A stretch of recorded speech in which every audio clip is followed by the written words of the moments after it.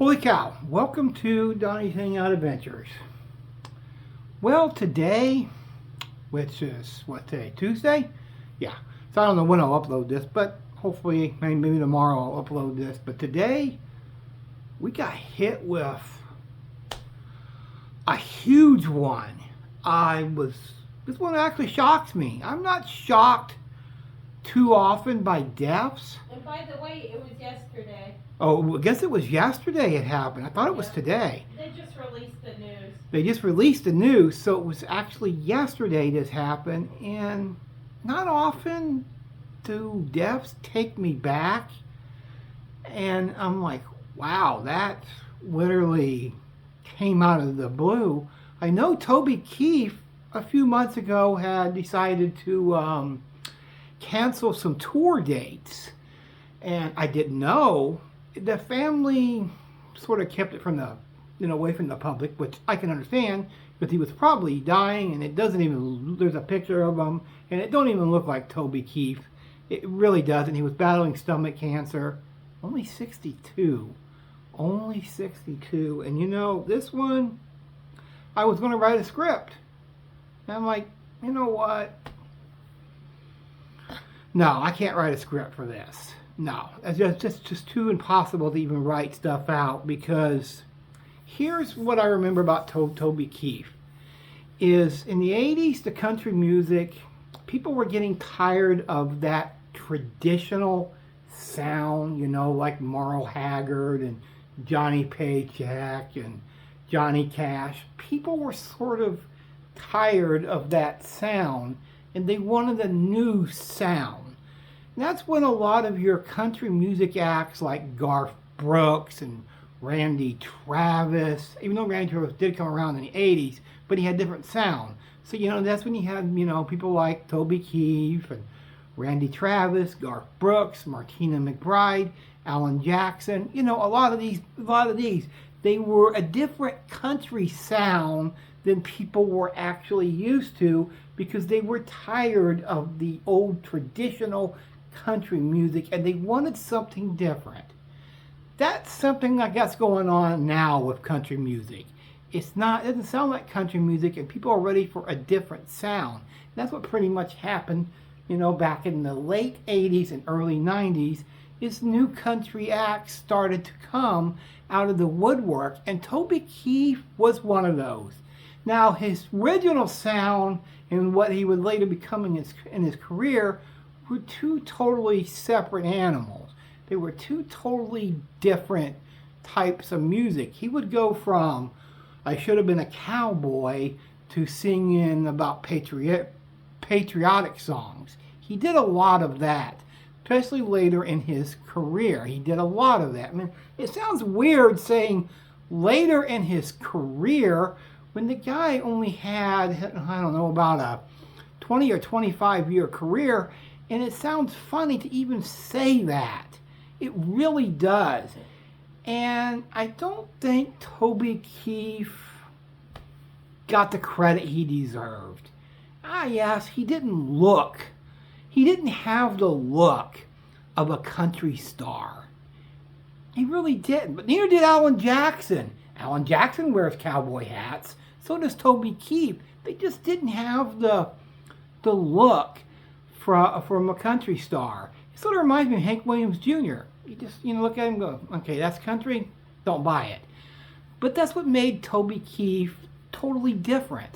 It made him totally different. And his songs, I could go on and on about all the types of all his number one hit songs. Because trust me, Toby Keith had a lot of hits. He had a lot of hits. And he was one of those few country stars. There ain't many. You could probably put him on one hand that actually tried acting. And was Toby Keith a good actor? Yeah, he was a pretty damn good actor.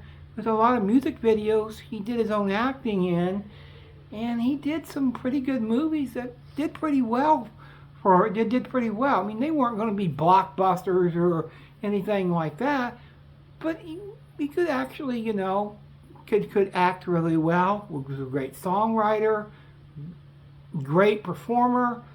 It's one of those performers I wish I could have seen in concert. Never did. I always heard that he had some of the best concerts, but never did go to one of his concerts. But man, this one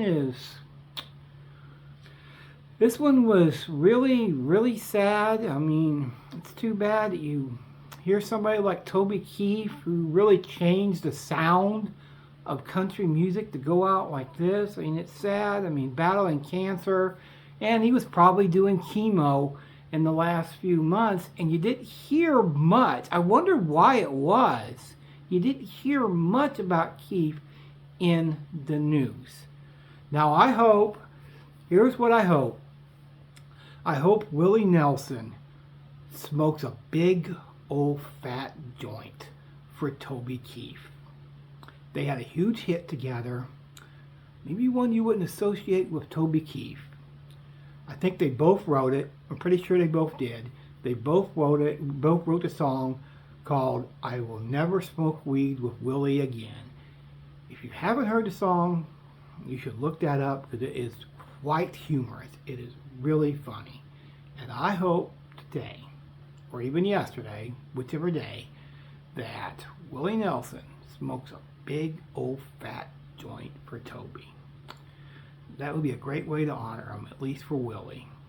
However everybody else honors him, that's up to you. Now, there is one other thing I wanted to bring up. This is a good, valid point. I'm not trying to change the topic or trying to be insensitive here or anything. Now, I wonder what's going to happen to, my wife wonders this too, to the Toby Keith restaurant. That's a good, valid point. Now, I think Toby Keith has some kids. I think. Not positive, but I think he has some kids. Of course, he's got a widow wife. Now, a lot of times with these restaurants, okay, I'm going to give you a perfect example. Here's the perfect example on it. In Chicago, don't know if anybody's ever heard it, it's actually one of the places I've always wanted to go to in Chicago. It's called the Harry Carey Restaurant. If you don't know who Harry Carey was, shame on you. Harry Carey was the Chicago Cubs announcer for quite a few years. And when he was still doing his announcing, broadcasting games, he, put a rrestaurant there in Chicago called the Harry Carey Restaurant. And so when he died, it went to his family, and, eventually business owners and whatever else kept it open in honor of Harry Carey. So the restaurant is still there, I'm pretty sure. It's still there to this very day. That's probably what's going to happen with the Toby Keith restaurant. Because a lot of times these country music, big names, whether it be country music stars, NBA, whatever it may be, they have some type of a will of who something goes to when they do die, and they try to keep this stuff going, for years down the road. So I'm guessing that's what's going to happen in this case with the restaurant, because a lot of times they really don't have a lot to do with the said business part of it, because they're too busy in their everyday lives on what they're doing. So I'm guessing that's probably some kind of a deal was set up way in advance. I'm guessing on that. That's usually what happens with these big time restaurants like this is, they usually don't close them right after that. They hardly ever do. So I'm guessing that's what's going to happen with this, because it would be a shame if the restaurant closed down, but I don't think it will, because they like to keep their memory alive in honor of them. So, but that is not to sound, downer on that. I just wanted to bring that up about his restaurant, which is something was on me and my wife's bucket list to actually visit one day. And you know what? Yeah, it's a tough time. I had a tough one with this one. I didn't know what to really say about Keith, because I don't know. Doing these videos, I just can't do it justice. I never can. And I don't ever come close. I never come close to doing these videos any type of justice, because just talking about them, I don't know. I just have trouble doing it. I always have had from the very beginning. I remember the first one I ever did was about Kobe Bryant, and I always had a tough time doing these. I still do to this day, no matter how old the person is. If it was Betty White, who was 100, or if it was somebody like Toby Keith, who was only 62, or somebody like a Bray Wyatt, who was only in his early 30s. So no matter what, I always have trouble doing these videos, and I never do it justice. I wish I could do better with them. I really do, but I don't know how to. These videos are always tough to do, especially when you're dealing with death. And, you know, when you're dealing with a country legend, I'm not saying he was a legend because he died. He was already a legend when he was alive. He was already a legend because he was already in some elite category with the amount of #1 hits he had. He was up there with Elvis and Alabama. He had a lot of #1 hits. So he was already in legend territory as it was. And you know what? Condolences to the family, especially the friends and all the colleagues that lost one of the great ones. He's one of the great ones. When you're going to put, I hate to say this, a Mount Rushmore of country singers, would Toby Keith be on there? I say yes, if not pretty damn close, because he was one of the greats. He was one of the greats. I always love listening to his music, especially like courtesy of the Red, White, and Blue. We can go back and listen to some of his older stuff, like How Do You Like Me Now, or I Want to Talk About Me, or whatever it may be. You know, I should have been a cowboy. You know what? I could do this video for an hour. I really could. But you know what?